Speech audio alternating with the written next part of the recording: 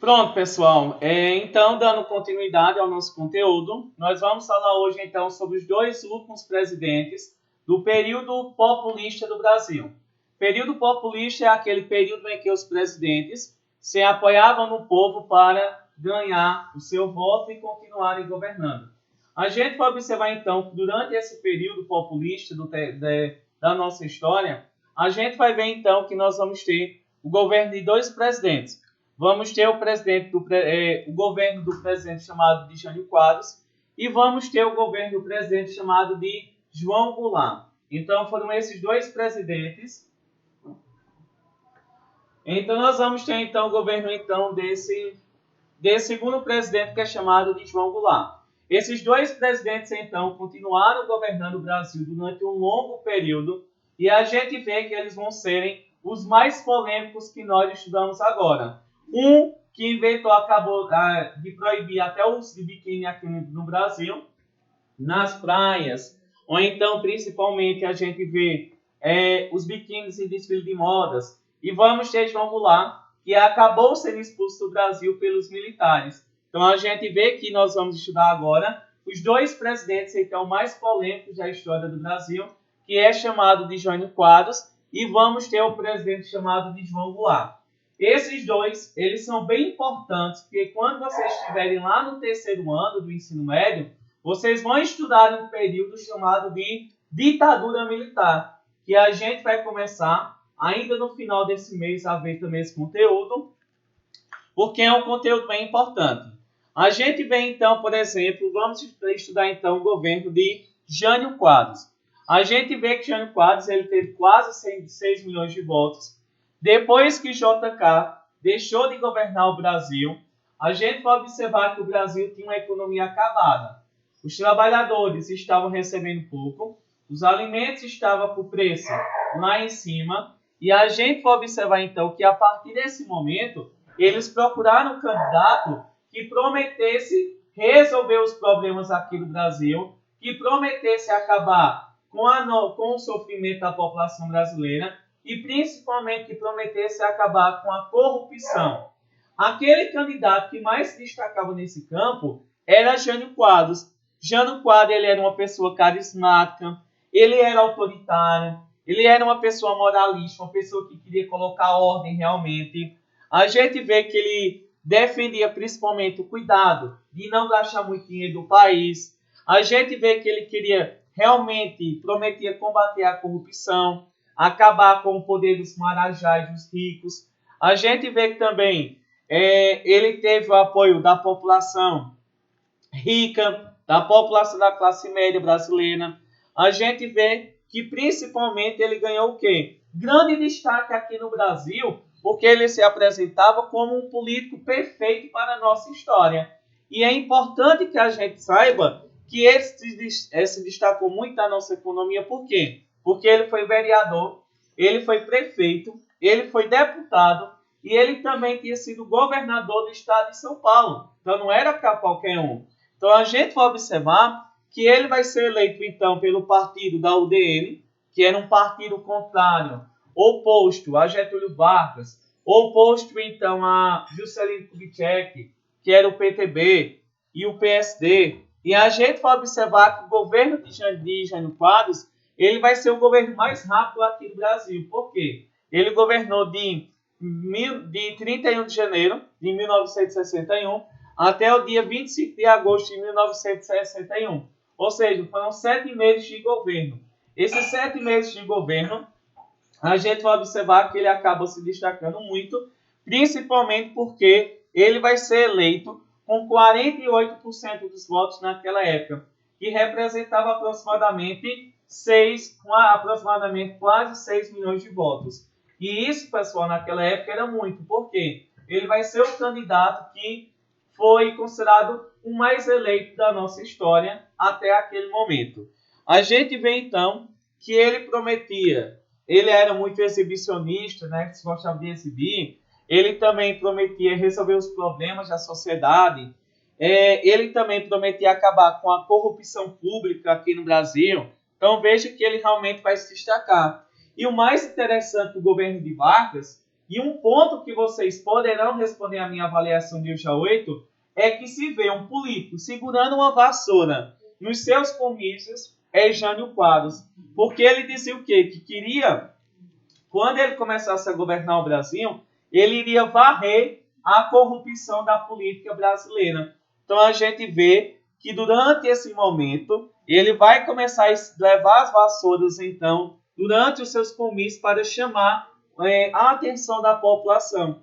A gente vê que ele ganhou apoio da UDN, que era o partido contrário a Vargas e a JK. A gente vê que também ele ganhou apoio do PTN, que era o Partido Trabalhista Nacional. Né? Naquela época não tinha grande importância, porém ele conseguiu chegar ao poder aqui no Brasil como mais bem eleito presidente até a década de 1960, com quase 6 milhões de votos. E a gente vê que ele conseguiu então ser eleito, porém ele foi eleito com um grande problema. Ele não tratava apenas das questões políticas, não. Ele queria se envolver na vida da população, na vida privada. Olha só que coisa sem noção que ele fazia. Ele proibiu o uso de lança-perfume, né, tipo drogas, em carnaval. Ele também proibiu brigas de galo e corridas de cavalo durante os dias da semana. E principalmente a gente vê que ele proibiu o uso de biquíni em desfiles de moda, certo?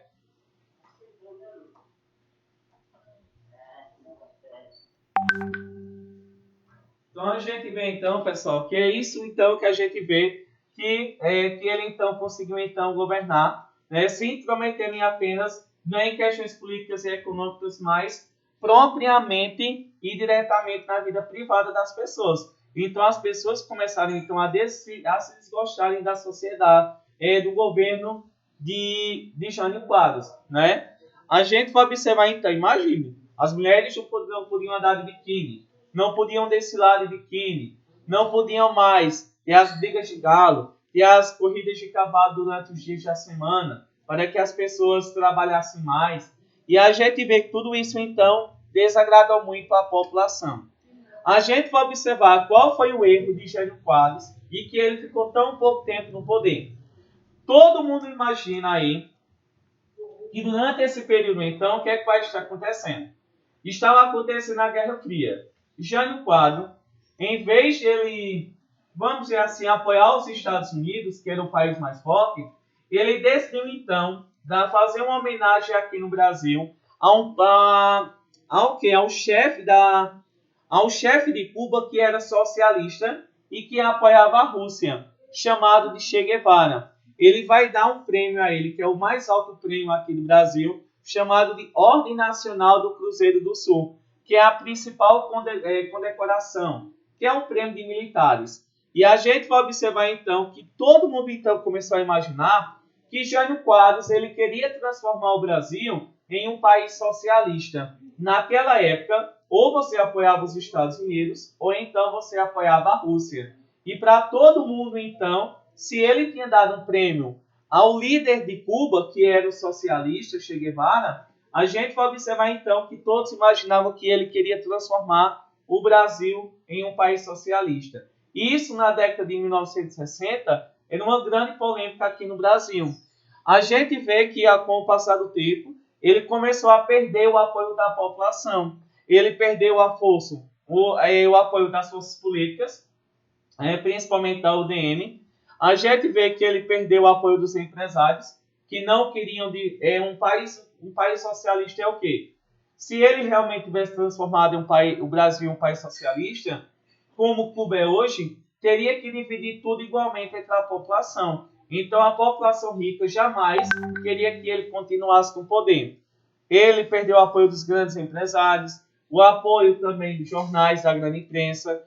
A gente vê que ele então vai renunciar. Ele então acaba renunciando à presidência da República no dia 25 de agosto de 1961. 7 meses depois, então,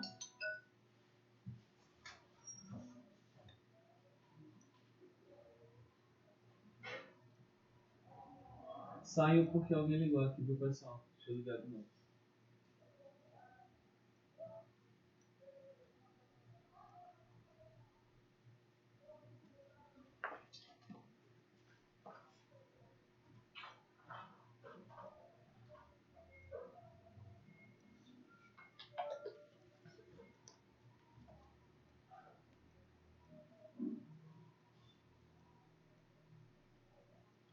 Pronto, a gente vê então que ele perdeu a força, o apoio dos políticos, o apoio dos empresários, o apoio da imprensa. Ele acabou então renunciando em 25 de agosto, né, daquele mesmo ano, 7 meses depois de ter governado. E a gente vê então que ele, ele pensou que pedindo então o quê? Opa aí. Deixa ali.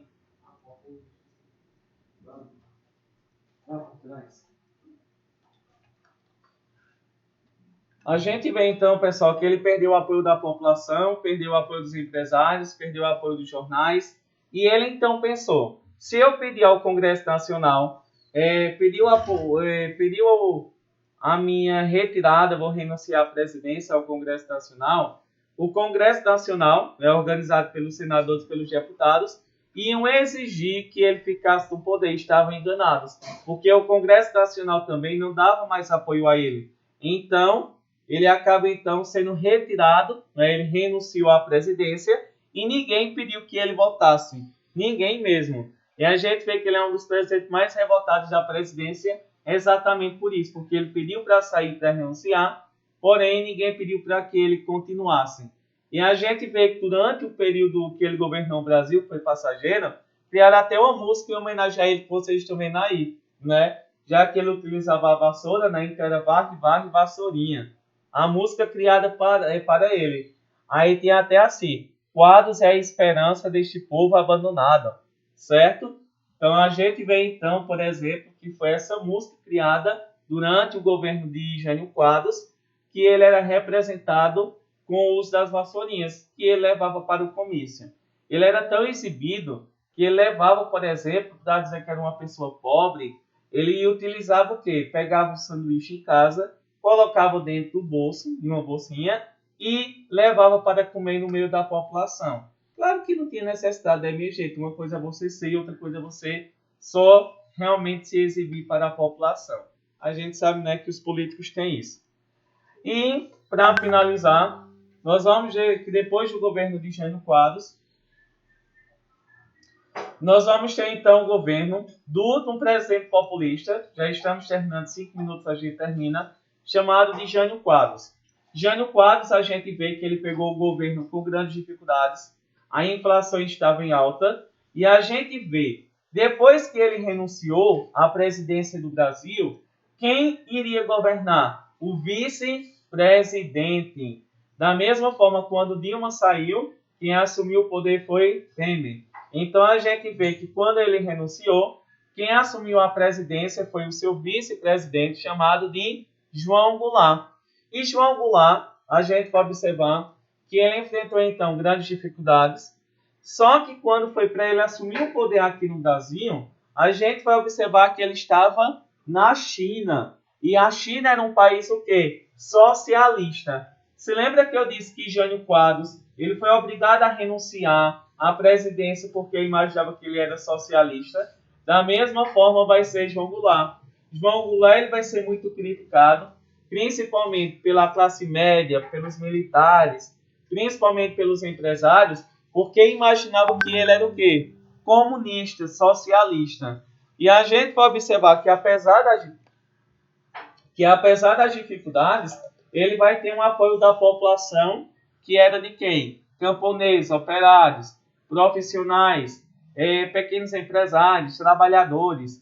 E haviam pessoas que odiavam ele, porque imaginavam que ele era socialista, porque quando foi para ele assumir a presidência, ele não estava no Brasil. Ele estava fazendo uma visita em um país que era socialista, que era a China.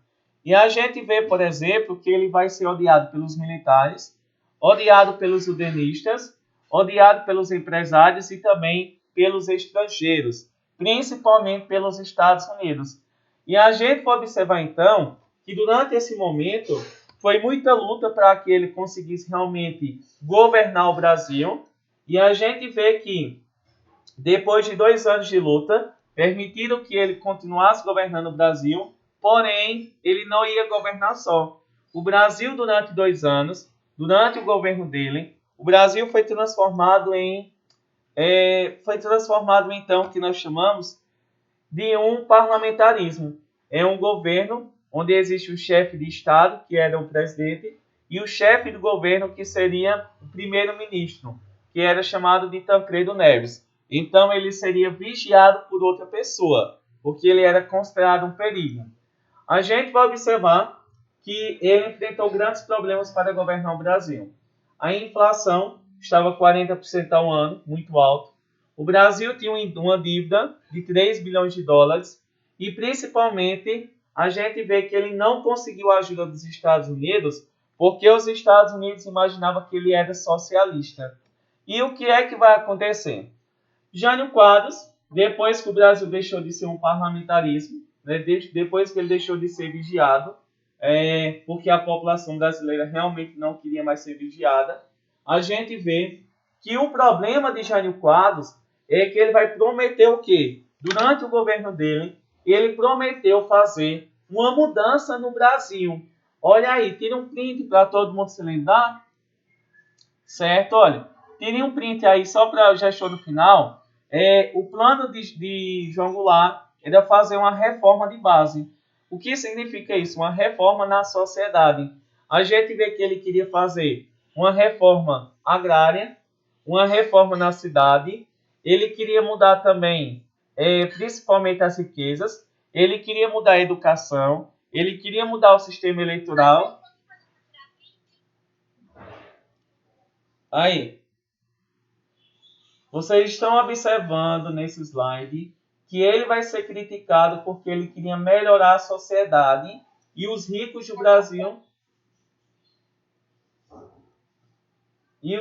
não queriam, certo? Reforma de base quer dizer reforma da sociedade. Reforma agrária, uma mudança no campo.